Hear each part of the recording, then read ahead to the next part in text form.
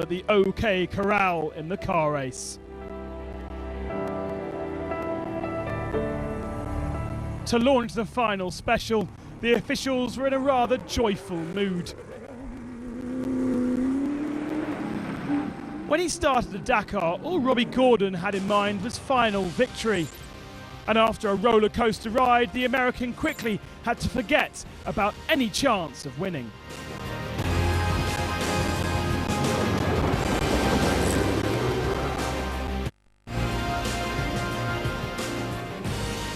He had to settle for 2 stage wins and finish outside the top 10 in 14th spot.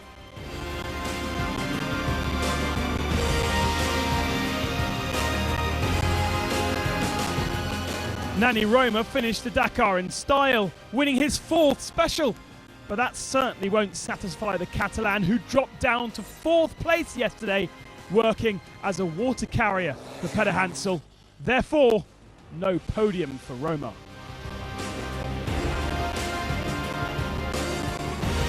The good news for X-Raid is that there will be 2 minis on the podium.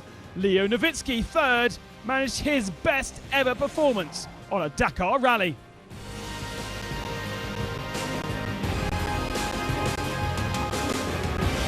After failing to finish 5 of his 6 Dakars, Orlando Terranova made the best of his old BMW X3.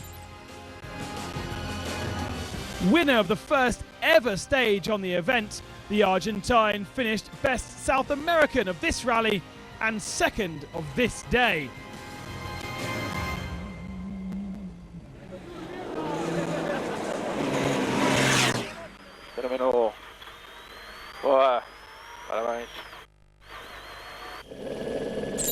After being in the fight for a national glory at the beginning of the event, Lucia Alvarez had to settle for a final 12th spot. He ended his rally with a fine 3rd position though of this special.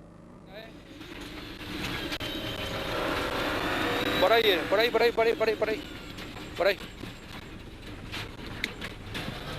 Guarda, con las piedras, Dale. Acá, por esta.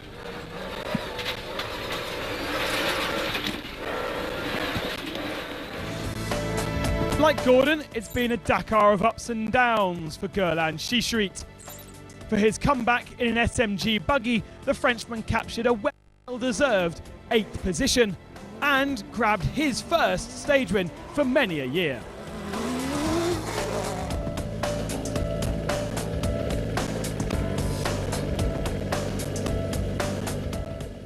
Winner of the Morocco rally a few months ago, Eric Figueroa had quite a fright on the final stage. But his big Pro Track managed to get out of this trap, and he took Frenchman to 22nd spot in the overall standings.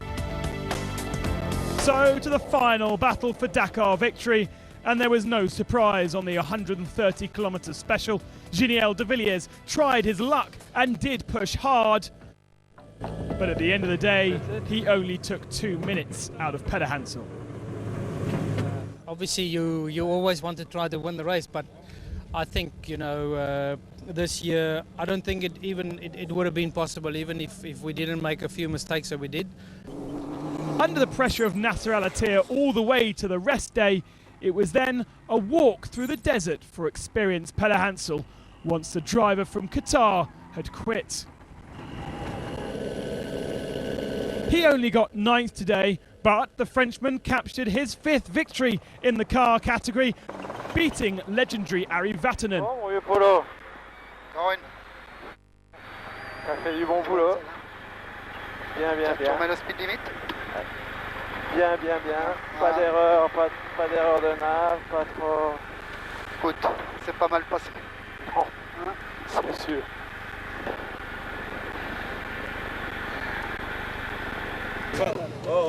Add 5 wins on the car to 6 wins on the bike. Monsieur Dakar has now 11 titles under his belt. It is, of course, a special moment, a lot of emotion, a lot of pleasure during 15 days of racing, and the pressure drops down now at the finish. I really have thought for Jean-Claude Olivier, who passed away last week. He is the one who taught me everything. The second week was tough for me thinking about him, and this victory is for him. I'll try and enjoy it. Nani Roma taking the stage victory, but not enough to beat Nowitzki in the standings. Terranova and Alvarez trying for Argentina right to the end. De Villiers and Shishiri rounding out the top 5. In the overall then, Peder Hansel beating De Villiers by 42 in the end. Nowitzki 3rd, Roma 4th, and Orlando Terranova in that BMW in 5th spot.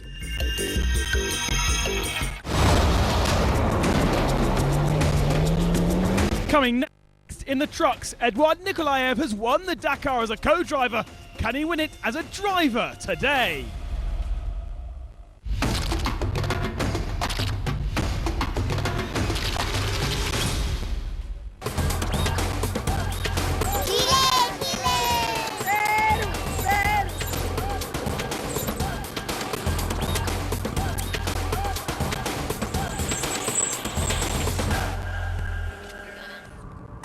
Every day on the Dakar, over 3,000 people gather to the bivouac. The Dakar is a huge moving circus, an event like no other.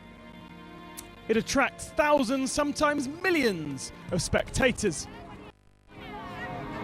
We're extremely proud after 5 years the Dakar in South America that the interest and fervour remains present.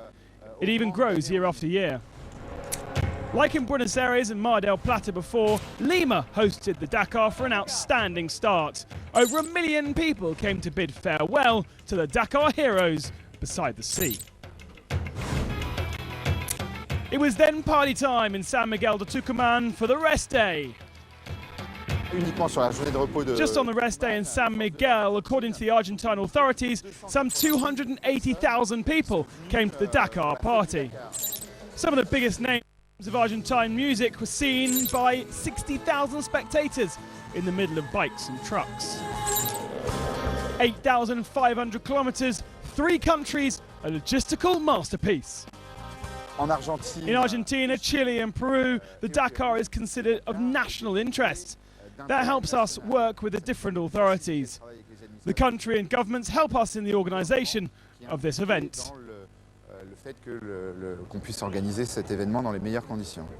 Indeed, all 3 countries and the event organisation work in hand. 35,000 members of the local authorities take care of the security and competitors and followers and make 3 border crossings as smooth as possible. And the Dakar wouldn't be what it is without the TV footage broadcast around the world.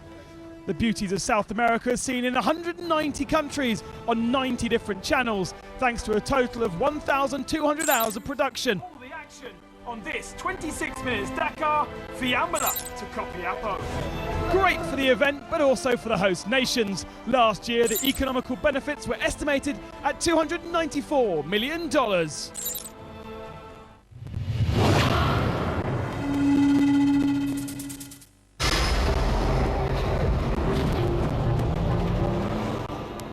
Just finishing the Dakar is a victory for Alice Lopez, who suffered that huge crash last year that could have cost him his life. In the battle for the title during the first week, the Tatra driver finally finishes the rally in 6th. Also in a Tatra, but a green one, Martin Colomy confirmed his excellent performance of this year, 7th last year, 5th in 2013. He really can be ambitious for the future. Leading an impressive team of 5 Iveco trucks, Gerard de Roy finishes the rally just outside the podium.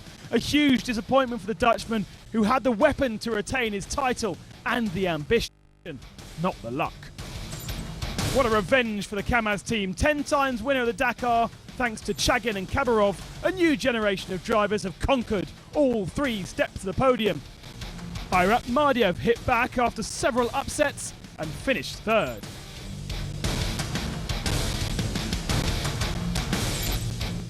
Andrei Karganov betters his 4th spot last year by grabbing the runner-up position.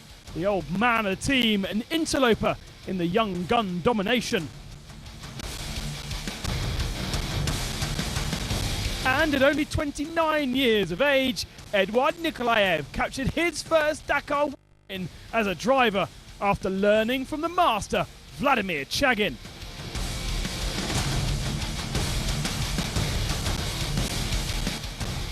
The Russian managed to cope with the pressure, and once he was on top, he never looked back or gave in.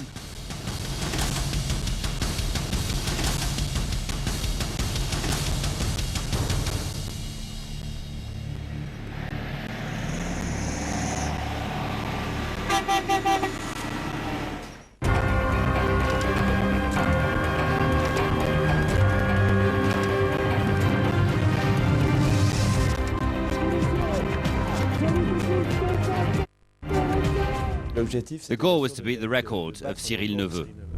1997, Peter Hansel was on the verge of capturing a record 5th victory. In Morocco, on the third stage, I fell, not going very fast, but I injured my thumb.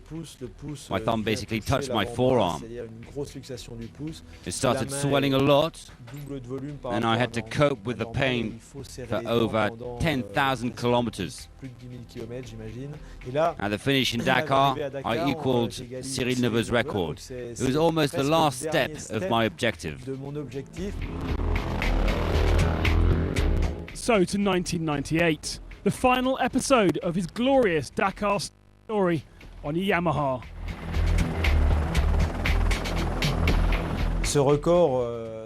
That record was important. I don't quite remember when I started thinking about it. I had the feeling of having done my time after 10 Dakar rallies. That 6th victory in 1998 was the year of my 10th Dakar. I think I was starting to get tired of always being on my own on the bike. I had the feeling of having nothing to share with someone. I was tired, and I had done 10 Dakars without suffering big falls, without major injuries. All went well. I didn't want to do that race too many. Maybe it was time to do something else. My second passion, car racing.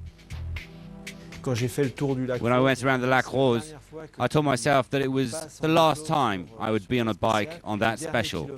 The last kilometers were very moving because I didn't quite know what my future was made of. I had a mixed feeling, the pleasure of winning and the fact that a page of history would be turned. My history on a bike on the Dakar was over. It's over, and that too was an emotional moment. I did shed a tear on the podium. Tomorrow we finally head down into Santiago city centre, where the party begins and celebrations for 5-time victor Cyril Desprez.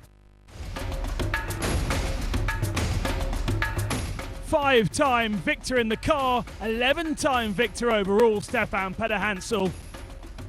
2-time victor Marcus Patronelli, and a new winner to the Dakar Series, Edouard Nikolaev.